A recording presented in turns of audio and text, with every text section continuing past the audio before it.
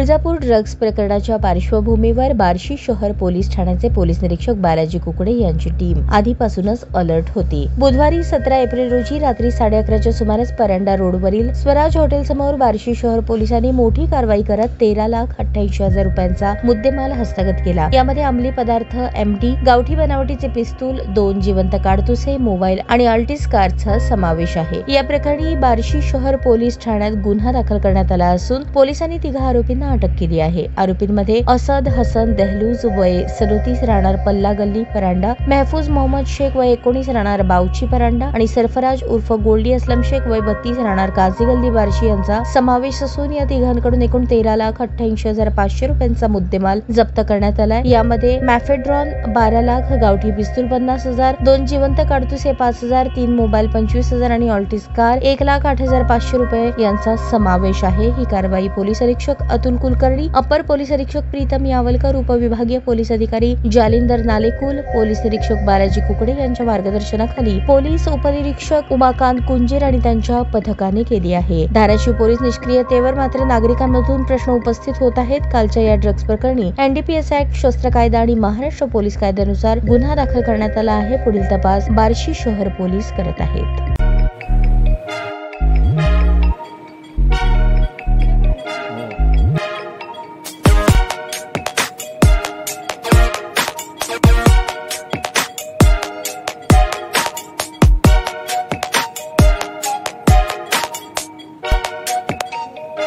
सोलापूर शहरातील सुप्रसिद्ध हॉस्पिटल म्हणजे सेंट्रल मल्टी स्पेशालिटी हॉस्पिटल मागील अनेक वर्षापासून सेवा बजावत आहे। 24 तास इमर्जन्सी सर्व्हिस, मॉडर्न टेक्नॉलॉजी, अनुभवी डॉक्टर्स तसेच अत्याधुनिक तंत्रज्ञान सुविधांनी सुसज्ज स्त्रीरोग प्रसूती विभाग, ऑर्थोपेडिक विभाग, मेडिकल विभाग आणि इतर एकमेव नाव म्हणजे सेंट्रल मल्टी स्पेशालिटी हॉस्पिटल।